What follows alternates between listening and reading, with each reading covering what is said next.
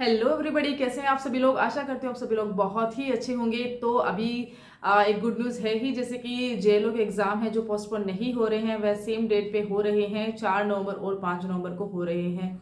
तो काफ़ी सारे कैंडिडेट जो हैं इससे खुश भी है, और कुछ कैंडिडेट को ऐसा भी लग रहा था कि काश की पोस्टपोन ही हो जाता। खैर, इन सब बातों के बीच में अभी जो है इम्पोर्टेंट इन्फॉर्मेशन जो है यहाँ पे मैं शेयर करती हूँ। दो क्वेश्चंस जो है बहुत आ रहे हैं मेरे पास, पर्सनल मैसेज में भी आ रहे हैं कि जूनियर लीगल ऑफिसर है उसके एडमिट कार्ड कब जारी होंगे, और दूसरा ये है कि इसका जूनियर लीगल ऑफिसर है इसके एग्जाम की जो ड्रेस कोड रहती है वह क्या रहेगी। क्योंकि आरपीएससी के कुछ रूल्स रेगुलेशंस होते हैं, दिशा निर्देश होते हैं, और उन दिशा निर्देशों के अंतर्गत हमें जो है सारी चीज़ें माननी होती है। स्पेशली अगर हम एग्ज़ाम देने जा रहे हैं तो वहाँ पे हम पूरी कोशिश करते हैं कि हम मेंटली प्रिपेयर होके ही जाएं, और वहाँ पर किसी भी तरह के किसी भी विवाद में हम ना फंसें। कहीं भी कोई भी छोटी मोटी चीज़ में हमारी दिक्कत होती है तो वो चीज़ हम पहले से ही इसमें तैयार रहे। तो शुरुआत करते हैं एडमिट कार्ड से। Yes, RPSC junior legal officer के जो एडमिट कार्ड है वह एग्ज़ाम के कुछ 3 से 4 दिन पहले जो है मिल जाएंगे। वह आपको कहाँ मिलेंगे, वह आपको आरपीएससी की जो ऑफिशियल वेबसाइट है rajasthan.government.in पर आरपीएससी की जो ऑफिशियल वेबसाइट है वहाँ पे आपको मिल जाएंगे। अभी कुछ आरएस के एग्जाम हुए थे तो उसके एडमिट कार्ड भी कुछ 3 दिन पहले ही जो है जारी किए थे।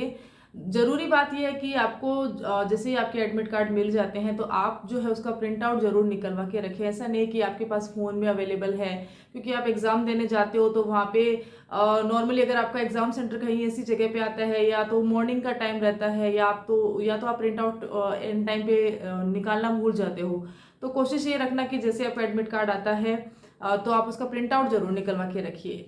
तो ये तो हुई एडमिट कार्ड की बात कि एडमिट कार्ड जो है एग्जाम के 3 दिन पहले 4 दिन पहले आपको मिल जाएगा। और इन्फॉर्मेशन ये है कि अक्टूबर लास्ट वीक में और नवंबर जो है फर्स्ट सेकेंड डेट को आपको जो है एडमिट कार्ड मिल जाएगा।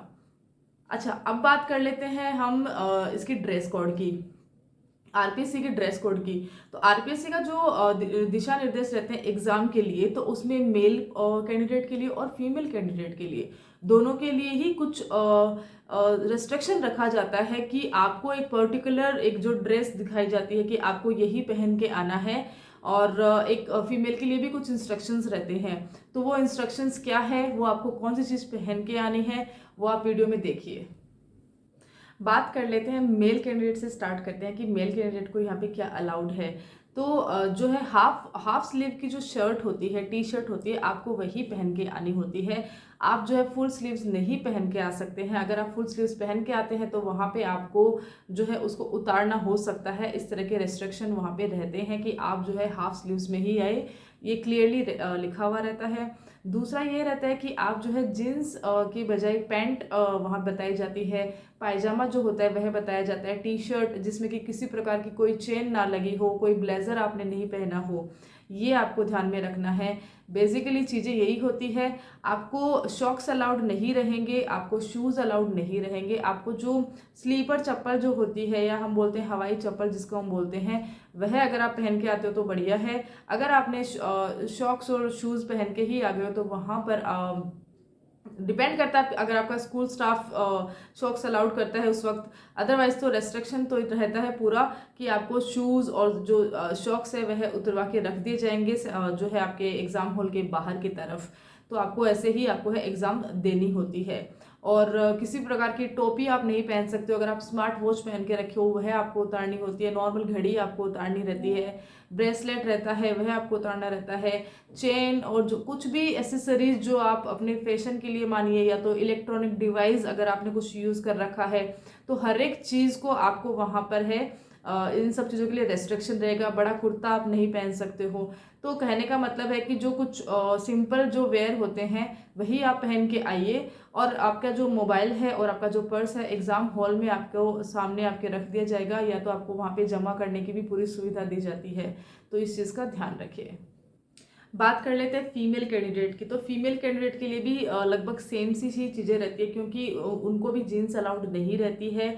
और उनको भी जो है सलवार सूट अलाउड रहते हैं। और एक साड़ी आप पहन सकते हो।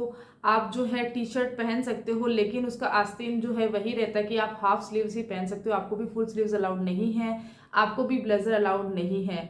अगर आपने अपने बालों को क्लच कर रखा है तो आप क्लच करके उस दिन ना जाइएगा, या तो फिर आपको ओपन हेयर में रहना होगा, या तो फिर कोशिश कीजिए कि आप एक छोटा सा हेयर बैंड डाल के जाइए, क्योंकि वही आपको अलाउड होगा वहाँ पे। और किसी भी तरह का शॉक्स अगर आपने पहना है, या तो फिर आपने अपना ईयरिंग्स पहने हैं, रिंग्स पहने हैं, और बाकी जो भी एसेसरीज हम पहनते हैं, तो वह आपको नहीं पहन के जानी है।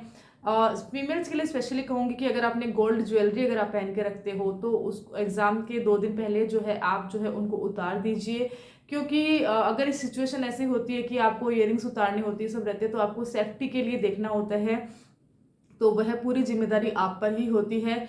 और बाकी तो जैसे कि कुछ दिशा निर्देश रहते हैं, लाइक कि स्मार्ट वॉच है, घड़ी है, कुछ बाकी एसेसरीज है, वह सभी के लिए रेस्ट्रिक्शन उनका रहता ही है।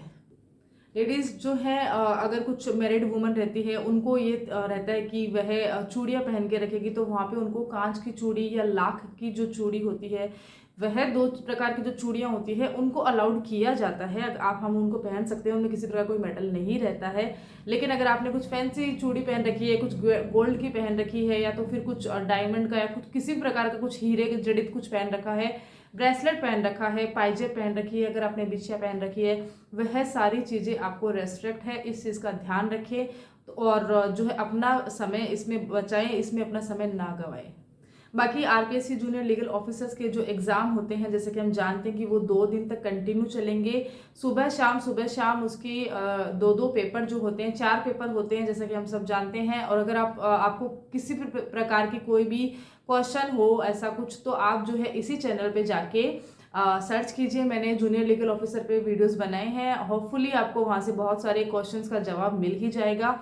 तो यहाँ पे बात कर लेती हूँ, थोड़ा सा मैं बता ही देती हूँ कि आप जो है अपने साथ में कुछ छुट्टे रुपए जरूर लेके जाए।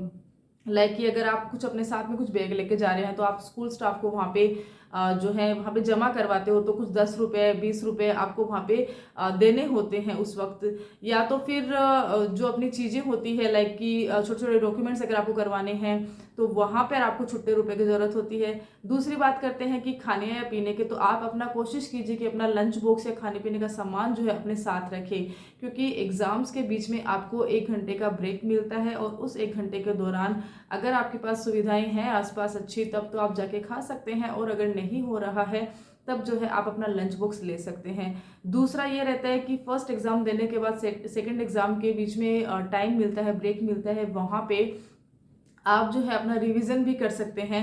तो जो सेकंड एग्ज़ाम है उसके जो बुक्स होती है वह भी आप अपने साथ कैरी कर सकते हैं, ताकि आप एक बार छोटा सा क्विक रिवीजन आप ज़रूर कर सकते हैं। तो इस तरह से आपको कुछ बेनिफिट्स भी मिल जाएंगे एक एग्ज़ाम के दूसरे एग्ज़ाम के बीच में जो ब्रेक आता है उसमें। तो ये बहुत ज़रूरी है कि आप जो अपनी एसेसरीज और जो चीज़ ये रहेंगी कि क्या क्या ले जाना है, क्या क्या नहीं ले जाना है, इस पर भी पूरे दिशा निर्देश देखें। और साथ ही अपना लंच बॉक्स, अपने कुछ छुट्टे रुपए, भले ही आपके पास पेटीएम वगैरह सब कुछ है, लेकिन आप कोशिश कीजिए कि आप ये सब भी अपने साथ कैरी कर रहे हो। तो ये था एक छोटा सा वीडियो यह बताने के लिए कि आरपीएससी एग्ज़ाम जो रहती है वह किस तरह से दिशा निर्देश रखती है अपने एग्ज़ाम में, तो बाहर से आने वाले कैंडिडेट्स को किसी भी तरह की कोई दिक्कत ना हो। हाँ, अगर किसी भी प्रकार का कोई विवाद होता है, वहाँ पर जो जिस भी सेंटर में आप हो, वहाँ के जो भी अधिकारी हैं, उनका जो निर्णय रहेगा वह आखिरी निर्णय भी रहता है। लेकिन कोशिश कीजिए कि आप इन सब चीज़ों के साथ ही चलें, ताकि आपका समय बचे और आपका जो ध्यान है, मेंटली आप जो प्रिपरेशन है, वह आपकी अपने जूनियर लीगल ऑफिसर के जो एग्ज़ाम के लिए ही हो। So all the very best. अगर फिर भी अगर कोई चीज़ मुझसे छूट रही है, कोई भी चीज़ यहाँ से मैं नहीं कर पा रही हूँ, तो आप मुझे कॉमेंट बॉक्स में बता दीजिए, मैं आपको वहाँ पर रिप्लाई कर दूँगी। So all the very best.